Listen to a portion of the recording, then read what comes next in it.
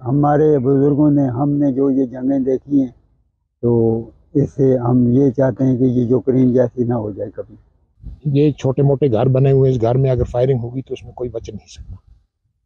गोला बरसता था तो लोगों का क्या हाल होता था। इसमें बहुत दिक्कत आती थी, गाड़ियाँ नहीं चलती थी, बहुत परेशान होता था आदमी। हमें नहीं चल रहा है, कोई ऐसा काम नहीं हुआ यहाँ। अमन नहीं था। सरहद पर अगर कहीं भी गोलाबारी होती थी तो लोगों की नींदें हराम हो जाती थी। Hello and welcome to Awaz the Voice. I'm Nazir Ganai and today we are in North Kashmir's frontier district of Kupwara.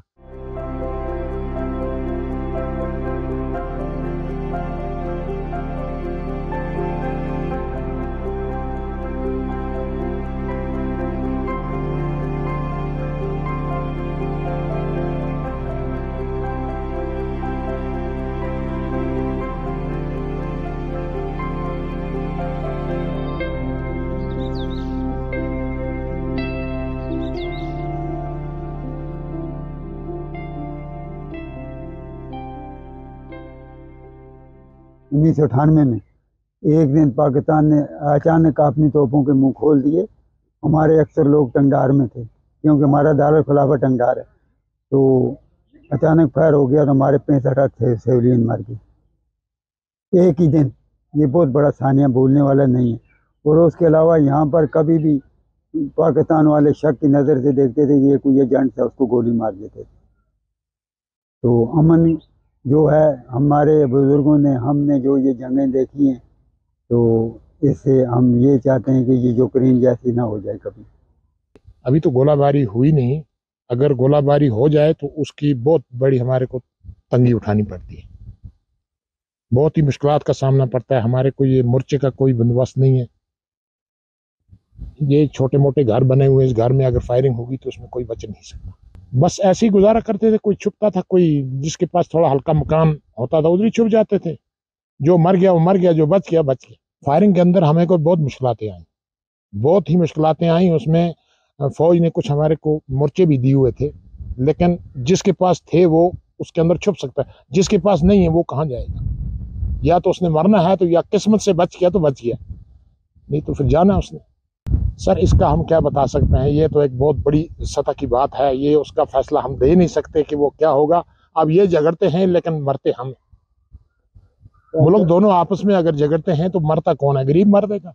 अमन बरकरार रहना चाहिए। अमन अमन है तो सब कुछ है, अमन नहीं है तो कुछ भी नहीं। करना, टंगडार और टीटवाल जैसे इलाके जो है खास तौर पे न्यूज़ में इसलिए भी रहते थे, बहुत सारी सीज फायर वायलेशन भी होती थी।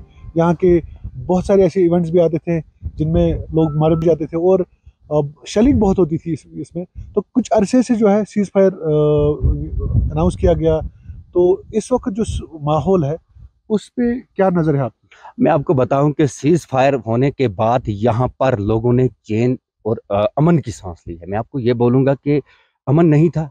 सरहद पर अगर कहीं भी गोलाबारी होती थी तो लोगों की नींदें हराम हो जाती थी। लेकिन अब सरहदी इलाकों में मैं आपको ये बताऊंगा कि आज हमारी तालीम सरगर्मियां हैं वो ज़ोरों पर हैं, हमारी तामीर और तरक्की हो रही है, नरेगा के काम चल रहे हैं, बाकी जो है लोग अमन से रह रहे हैं।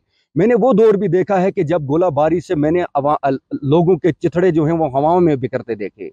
इतने कठिन हालात मैंने देखे हैं कि बच्चों की तालीम मुतासर हुई मैंने देखी है, ज़मीनें बंजर में तब्दील होती हुई देखी हैं। लेकिन आज हमारे खेत खलियान जो है खिल रहे हैं, वहाँ पे जो है हम धान की फसल उगा रहे हैं, मक्की की फसल उगा रहे हैं, कोई भी टेंशन नहीं। आप बॉर्डर पे जाओ, लाइन ऑफ कंट्रोल के लास्ट इलाके पे जाओ, अब वहाँ पे आप सेल्फी उठा सकते हो। एक वो दौर था जब हम वहाँ जा नहीं सकते थे, डरते थे, लेकिन अब लाइन ऑफ कंट्रोल ऐसा बन गया है जैसे ये लगता ही नहीं है कि लाइन ऑफ कंट्रोल है। और यहाँ के लोग भी अमन चाहते हैं, अमन से रहना चाहते हैं, भाईचारे से रहना चाहते हैं। और दोनों हुकूमतों से उनका ये मुतालबा है कि सीज़ फायर जो 2003 की जंगबंदी हुई है उस मायदे पर अमल दरामद के लिए जो है वो कोशिश मज़ीद जारी रखी जाए, ताकि यहाँ पर लोग जो हैं वो बेहतर तालीम हासिल कर सकें, यहाँ की इक्तिसादी पोजीशन बेहतर हो, यहाँ पर बच्चे जो हैं वो स्कूलों में जा सकें, तालीम अच्छी हो, जो मुलाजिम है वो ड्यूटियों पर जा सकें, मकान ठीक तरह रह सके। क्योंकि जब गोला गिरता है, एक जगह अगर गोला गिरेगा तो 5-6 लोगों को वो नुकसान करेगा। तो हम चाहते हैं कि अमन हो, अमन शांति हो, और दोनों हुकूमतों से हमारा ये मुतालबा है। मेरा नाम मुख्तियार अहमद कैसाना है, मैं यही नैचिंग गाँव का रहने वाला हूँ। तो सीज़फायर से हमें बहुत राहत मिली है, बहुत सुकून मिला है। पहले गोला बारूद होता था तो बहुत तंगी आती थी, बहुत दिक्कत आती थी गाड़ियों को, हर चीज़ को, तो अब बहुत राहत मिल रही है। ऑब्वियसली एक पॉजिटिव साइन है डेवलपमेंट के लिए, क्योंकि आप देखिए जब कोई सीज फायर की वायलेशन नहीं हो रही है, जितने भी काम हो रहे हैं डेवलपमेंट के, चाहे वो कुछ कंस्ट्रक्शन हो, कोई टाइप की भी एक्टिविटी हो डेवलपमेंट के लिए, वो पीसफुली हो रही है, विदाउट एनी डिस्टर्बेंस हो रही है। अब आप और एक सिनेरियो आप लीजिए, अगर अब यहाँ पे सीज फायर, खुदा ना करे सीज फायर वायलेशन हो रही है, तो फिर ऑब्वियसली जितने भी बाकी काम है डेवलपमेंट के तो वो रुक जाएंगे। तो obviously in total we see it as a good sign हो रहा है। यहाँ पे बहुत सारी स्टोरीज है, फैमिलीज जो है किस तरह से वो बॉर्डर की वजह से डिवाइड हुई हैं, किस तरह से सेम फैमिलीज जो है उनके कुछ मेंबर्स इस तरफ रहते हैं और कुछ उस तरफ रहते हैं।